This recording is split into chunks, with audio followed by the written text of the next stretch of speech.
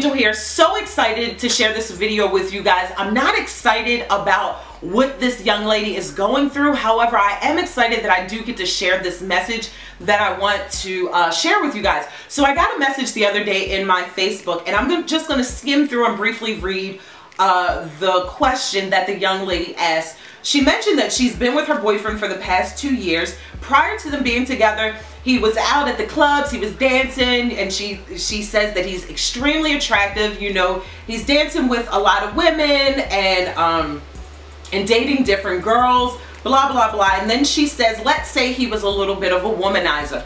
And I don't know if that is so much of a womanizer, if it's so much that he's just young and single and out doing his thing.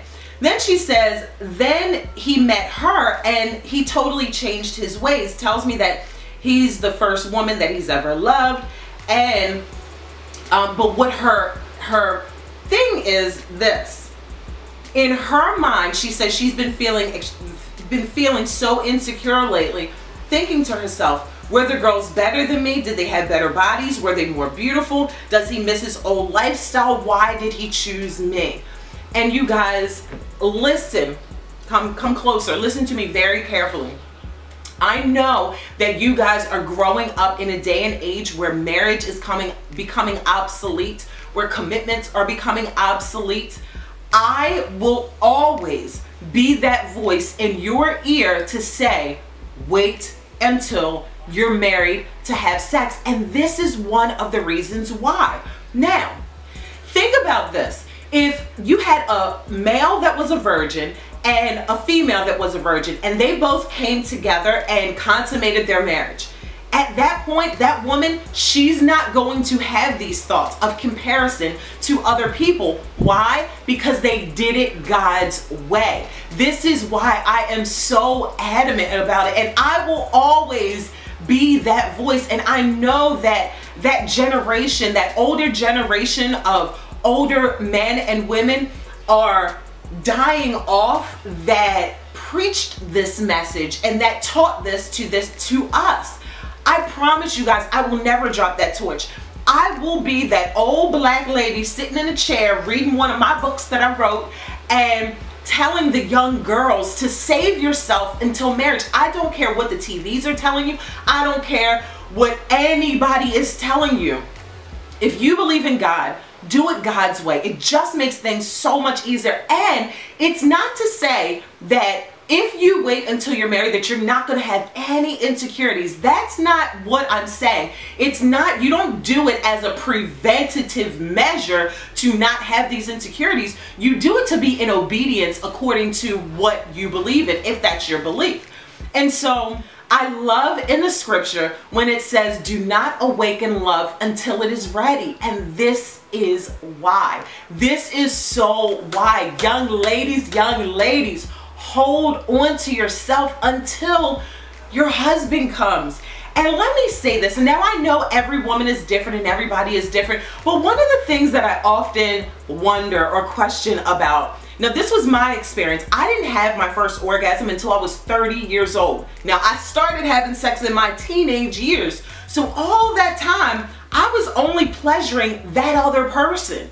And so my question to you young ladies out here who are not married and giving your bodies away, are you even getting anything out of this other than the fact that being that close to somebody and sharing that intimate moment? Like, are you getting yourself, are you being taken care of at least, you know, like, and I'm not condoning, but I'm just saying, like, why are you doing it? Why are you doing it? Why are you giving your body to this person if you're not getting anything out of the deal, literally? Then she goes on to say that, just that she's been dealing with so many insecurities. And then what I love the most, because if you let somebody talk long enough, they will eventually answer their own question. So here is my answer to your question. Young, beautiful woman who wrote this message into me, I'm literally going to read you exactly what you said. I need to love myself if I want to have a good relationship with him, and most important, with myself. Then she says, I just don't want to lose him because of her insecurities, and you will lose him because of your insecurities eventually if you don't get yourself together, because it is a tiresome job to try to keep somebody that is insecure happy. I know that because that was me. I was extremely insecure, and I gave my husband hell, because there's nothing that anybody can do to make you feel secure about yourself. All that has to come from within. So you, young lady, you answered your own beautiful question at the end of this message. However, I am still going to say, you know, even after you guys have been intimate, it's possible to stop right now and just hold off and wait for your husband, or young man, if you're watching this, to wait for your wife. It's not too late. Even if you guys have already gone out here and done it, it's not too late, especially if this doesn't feel good to your soul and to your spirit. And this is something you're doing with the intention to keep somebody. You're going to have sex with this person because you know that that's what they want, and you want to keep them, so you do it. But deep down inside, it's not what you really want to do. And guess what? Your intentions are always going to prevail, and your intentions are going to always win. So you do it to keep him, and exactly what's going to happen, it's not going to work, because your intention is not to come together in this beautiful moment. Your intention at that moment is, I'm doing this to keep you. I'm doing this to keep you. I'm doing this to keep you. I'm not doing this to pleasure myself and to pleasure you. I'm doing this to keep you. And so your intention is literally going to blow up in your face, because your heart really isn't in it. You guys, I love you guys so much from the bottom to the top. I really, really, really wish you guys would hold off and wait and do things God's way. Out of obedience, it just works so much better. And let me say this, you guys, I say this all the time.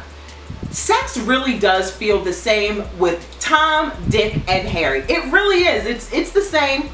But when you're in an intimate relationship where two people have come together under God and said, I do, that's when sex becomes absolutely amazing and godly and sacred. So that is my prayer for you guys. I pray that that's a desire of yours, and I pray that you wait until that happens.